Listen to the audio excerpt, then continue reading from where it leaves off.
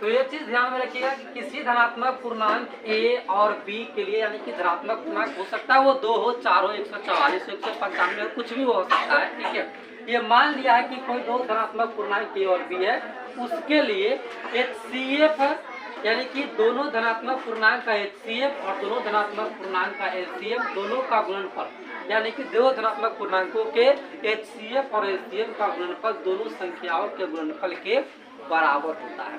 ठीक है, हमारा टोटली क्वेश्चन इसी पर हल होने वाला है। ठीक है, क्वेश्चन नंबर 1 देखिए दिया है कि निम्नलिखित संख्याओं को अभाज्य गुणनखंडों के गुणनफल के रूप में व्यक्त कीजिए। फर्स्ट नंबर क्वेश्चन दिया है, एक का जो ए है वह दिया है 140। कितने दिया है? 140 और कहता है कि इसको अभाज्य गुणनखंड के रूप में व्यक्त करे। तो आपको लघुत्तम बनाने आती है कि नहीं बनाने आती है?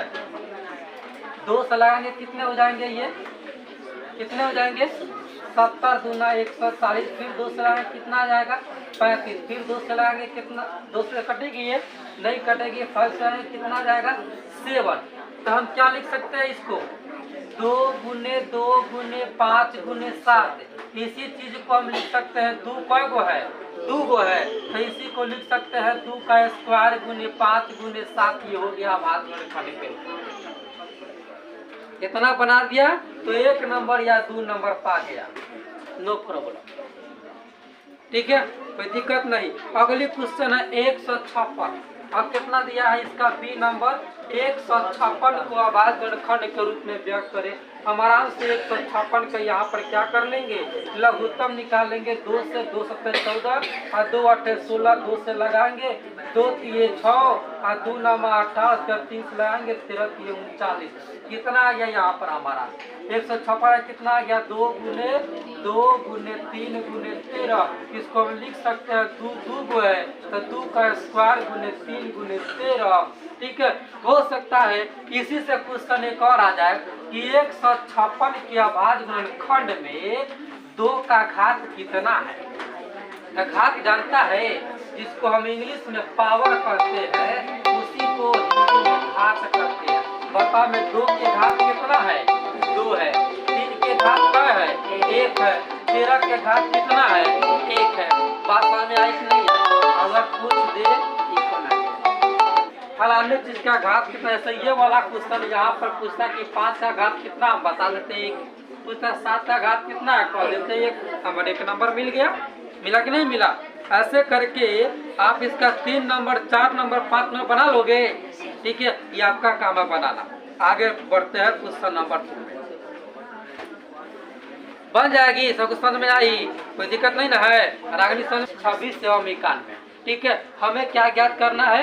हमें ज्ञात करना है HCF LCM, बाद में जांच करना है, पहले तो ज्ञात करना है। चलिए आराम से 26 का क्या कीजिए? गुणनखंड निकाल लीजिए। अभाज्य गुणनखंड 2 से लगाएंगे कितना आ जाएगा? 13। कोई दिक्कत नहीं है। चलिए अब निकाल लेंगे 91 का। ठीक है, 7 से लाएंगे 13 7 91। क्लियर हो गई? तो हम यहाँ पर देखो 26 का निकाले कितना आया? 2 गुने 13। उसके बाद निकाले 91 का कितना आया? 7 गुने 13। अब हमको एक चीज बताओ, इन दोनों में मिल कौन रहा है? दोनों में कौन मिल रहा है? 13 मिल रहा है। कौन मिल रहा है? 13। ठीक है, तो इसका HCF कौन हो गया? HCF इसका हो गया 13। HCF कौन हो गया इसका? 13। और उसके बाद हम इसका LCM निकालेंगे। क्या निकालेंगे? इधर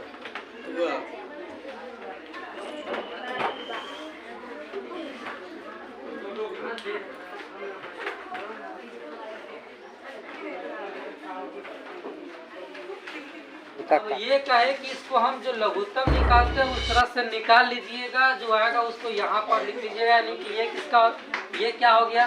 तो ये 26 का ये जो है अभाज्य गुणनखंड हो गया। ठीक है, और 91 का अभाज्य गुणनखंड ये वाला हो गया। ठीक है, अब उसके बाद देखेंगे कि इन दोनों में मिल क्या रहा है? इसमें भी और इसमें भी क्या मिल रहा है? तो वो है हमारा 13। कौन मिल रहा है? 13। अर्थात हम ये कह सकते हैं कि जो HCF है वो कौन है? हमारा 13 है। HCF क्या हुआ? 13। चलिए अब उसके बाद निकालना है इसका LCM। अब क्या निकालना है? LCM निकालना है। तो कौन कौन दोनों में नहीं मिला है? 2 और 7 नहीं मिला है, दोनों के गुना में लिख दिए। दोनों में क्या मिला है? 13। तो 13 को हम एक ही बार लिखेंगे कि ये दोनों में है, ठीक है। अब इसी को मल्टीप्लाई कर देंगे, 13 7 91, 91 गुना कितना हो जाएगा? 182। अर्थात हमारा एलसीएम कितना आ गया? 182 आ गया, ठीक है। तो हम जो है इसका एचसीएफ एलसीएम ज्ञात कर लिए, ठीक है। अब आगे कहता है कि जांच कीजिए कि क्या पहली संख्या गुने दूसरी संख्या बराबर दोनों संख्याओं का एचसीएफ गुने दोनों संख्याओं का एलसीएम है। अब क्या दोनों बराबर है? क्या दोनों बराबर है या नहीं है? हम जांच करेंगे। और जांच कैसे करेंगे? तो आराम से हम इसको और इसको गुना करेंगे। चलो 91 में हम 26 से गुना करते हैं। गुना करें, 1 6 6 9 6 कितना हो जाएगा? 54। 1 दूना 2 और 9 दूना कितना हो जाएगा? 18। 6 4 2 6 5 8 13, ठीक है। और 1 यहाँ से 2 कितना हो जाएगा? है कितना? 23 66, ठीक है। अब उसके बाद 2 हो गया, कितना आ गया? 23 66, ठीक है। कितना दिया है? 510 और 92, 510 और 92। और फिर इस क्वेश्चन का हमें क्या ज्ञात करना है? एचसीएफ एलसीएम इतना ज्ञात कर लेना है। और उसके बाद फिर हमको देखना है कि क्या इसके एचसीएफ गुने एलसीएम बराबर ए गुने बी, यानी कि पहली संख्या गुने दूसरी संख्या क्या है, ठीक है। तो सबसे पहले तो हम इसका एचसीएफ और एलसीएम ज्ञात करते हैं। तो हमने कहा कि देखो 510 है, इसका सबसे पहले हम क्या करेंगे? अभाज्य गुणनखंड ज्ञात करेंगे। 2 से लगाएंगे, कितना आ जाएगा? 2 दूनी 4, ठीक है। यहाँ पर कितने बचेंगे? 2 5 10 और 2 5 10 कितना आ जाएगा? 255। कितना आ जाएगा? 255। अब 255 कितने से कट सकता है? क्या 3 से कट जाएंगे? कट जाएंगे 3 से लगा देते हैं, कितना आ जाएगा? 3 8 24 और 3 5 15। उसके बाद कितने से कटेंगे? 5 से 17 5 50। तो 510 का हम निकाले तो कितना आया? 2 गुने 3 गुने 5 गुने 17। और उसके बाद निकालेंगे किसका? 92 का। 92 को 2 से लगाओगे कितना आएगा? 2 चौका 8 और 2 छक 12। फिर 2 से लगाओगे कितना आएगा? 23। कितना आ जाएगा? 23। तो 92 का हमारे पास कितना आ गया? 2 गुने 2 गुने 23। ये हम क्या किए? दोनों का अभाज्य गुणनखंड ज्ञात कर लिए। अब हमको देखना है कि इन दोनों में मिल क्या रहा है। मिल क्या रहा है? 2। और कितने 2 मिल रहे हैं? सिर्फ और सिर्फ 1 और 2 मिल ही रहा। कितने 2 मिल रहे हैं? 1 2 मिल रहा है बस, ठीक है। तो ई क्या हो जाएगा इसका? एचसीएफ। एचसीएफ कितना आ गया? 2 आ गया। अब हमको क्या निकालना है आगे? एलसीएम। तो एलसीएम के लिए क्या लिखेंगे? ये दोनों में 2 मिल गया तो हम 2 को एक बार लिखेंगे, जो नहीं मिला उस सब को लिखे 3 गुने 5 गुने 17। और इसमें कौन है? 2 गुने 23। क्लियर हो गया? इसको अब गुना करेंगे, 2 तिहाई 6, 6 5 30, 17 तिहाई 51, 510, 510 दुना 1020। और 1020 में हम 23 से गुना करेंगे। 1020 में 23 से गुना करेंगे तो कितना हो जाएगा? 0 2 तिहाई 6 0, 1 तिहाई 3 0, 2 दूनी 4 0, 1 दूना 2। गुना करने पर कितना आएगा? 0 6 4 3 2। कितना आ गया? 23,460। ये हमारा क्या आया? एलसीएम बराबर ए गुने बी है। क्या ऐसा है या नहीं है? चलिए, एचसीएफ कितना इसका आया है? 2 आया है। एलसीएम कितना आया है? 23,460। कितना आया है? 23,460 है। और पहली संख्या हमारा कितना है? 510। दूसरी संख्या कितना है हमारा? 92। क्लियर हो गई? इसको गुना करेंगे कितना आ जाएगा? 0 6 दूना 12, 4 दूना 8 1 9, 3 दूना 6, 2 दूना 4 46,920। और इसको गुना करेंगे तो कितना आएगा? 46,920। अर्थात दोनों क्या है? सेम है। प्रूफ हमने जांचा। एक दिया है 3 नंबर का जो क्वेश्चन नंबर 1 है, यहाँ पर संख्या दिया है 12 15 21। कितना दिया है? 12 15 और 21। मेरे पास 3 संख्याएं हैं और ये तीनों संख्याओं का बोल रहा है एचसीएफ निकालने के लिए और एलसीएम निकालने के लिए। हम क्या करेंगे? सबसे पहले इसका क्या निकाल लेंगे? गुणनखंड, ठीक है। 2 से लगाए कितना आ जाएगा 6, 2 से लगाए कितना आ जाएगा 3, 12 के निकाल लिए। अब इसके बाद हम निकालेंगे 15 का। किसका निकालेंगे? 15 का निकालेंगे। 3 से 5 3 15, अब तो कटने वाला नहीं है। और उसके बाद 21 के निकालेंगे तो ये कितने से लग जाएंगे? 3 से 7 3 21। मैंने तीनों का गुणनखंड निकाल लिया। चलिए निकालने पर 12 का गुणनखंड कितना आया? 2 गुने 2 गुने 3। 15 का कितना आ गया? 3 गुने 5। और उसका 21 का कितना आया? 3 गुने 7। कितना आ गया? 3 गुने 7। अब हम देखेंगे कि तीनों में क्या मिल रहा है। पहले 2 गो था तो 2 गो में देख रहे थे, अब 3 है तो तीनों में देखेंगे कौन मिल रहा है। बताओ कौन मिल रहा है? 3 3 3। कौन मिल रहा है? 3, अर्थात इसका HCF कौन हो जाएगा? 3। HCF कितना आ गया? 3। अब क्या निकालना हमको? LCM। तो ये तीनों में क्या मिल गया? 3। हम 3 को लिख लिए, बाकी जो बच गया उसको लिख दीजिए 2 गुने 2। इसमें क्या बच गया? गुने 5। और इसमें क्या बच गया? गुने 7। इसको गुना कर दीजिए। 3 दूना 6, 6 दूना 12, 12 बचे 60, 60 7 कितना हो जाएगा? 6 7 42, 720। ये हमारा क्या निकल गया? LCM। बात समझ आई कि नहीं आई?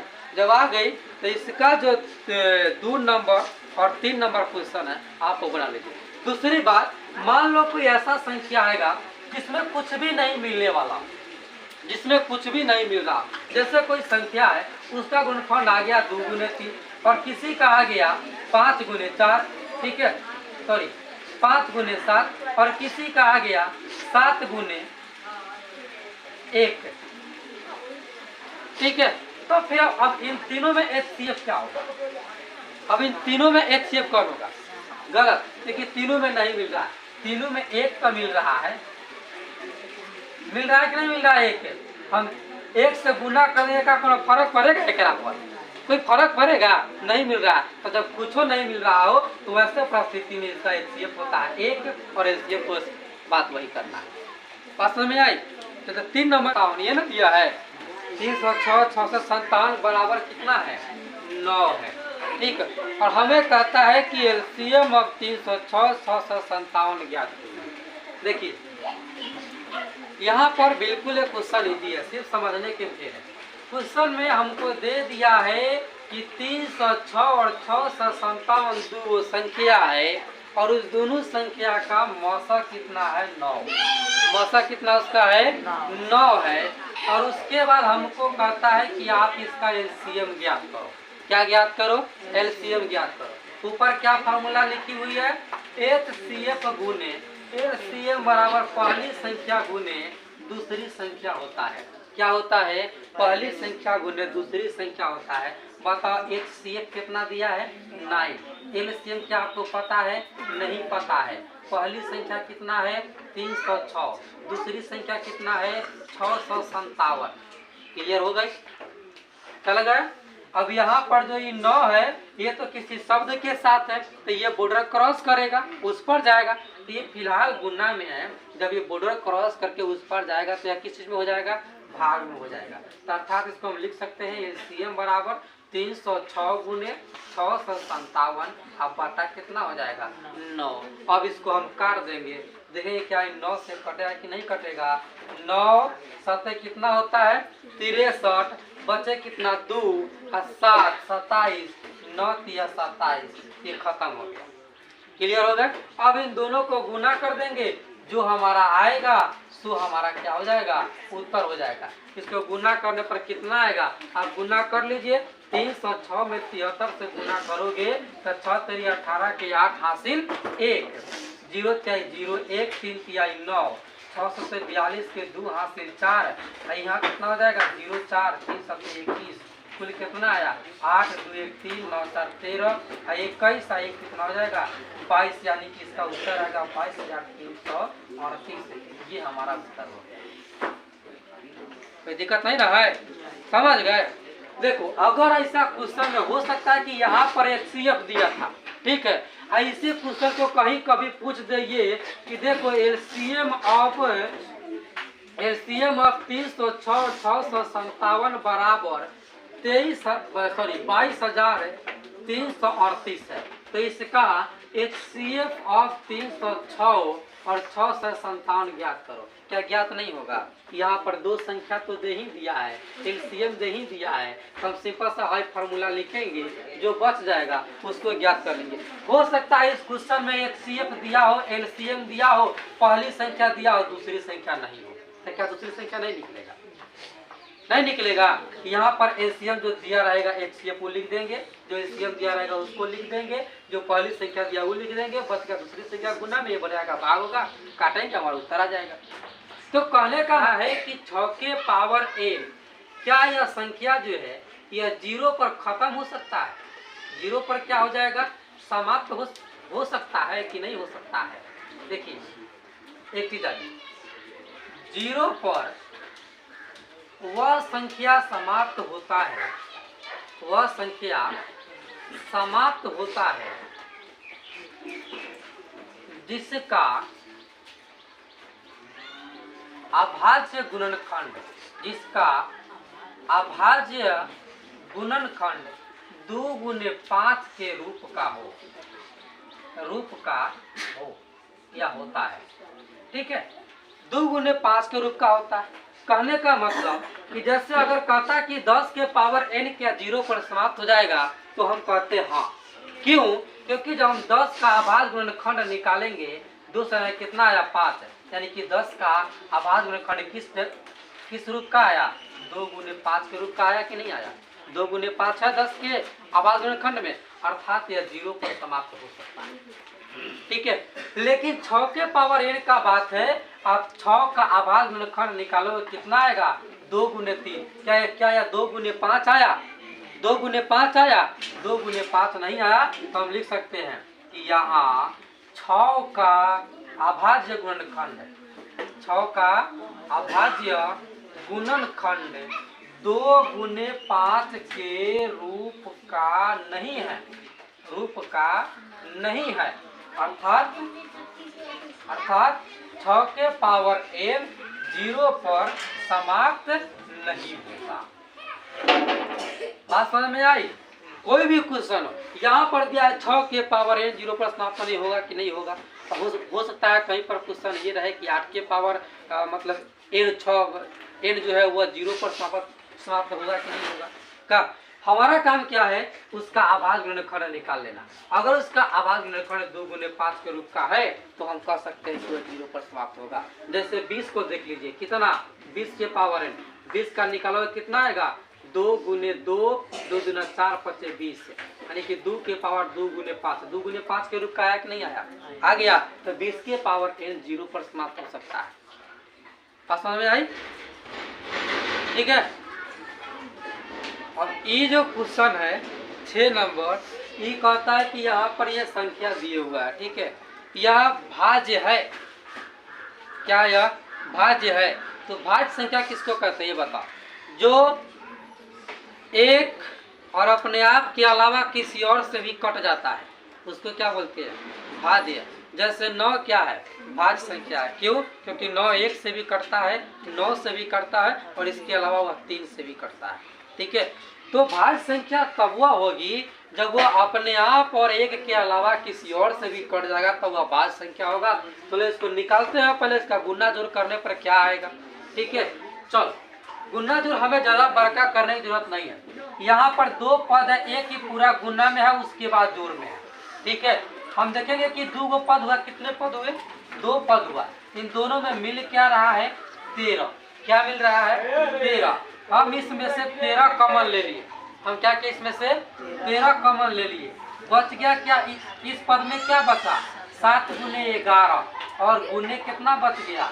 1। नहीं कुछ है तो 1। अब प्लस में यहाँ से जब 13 खींच लिए तो कितना बच गया?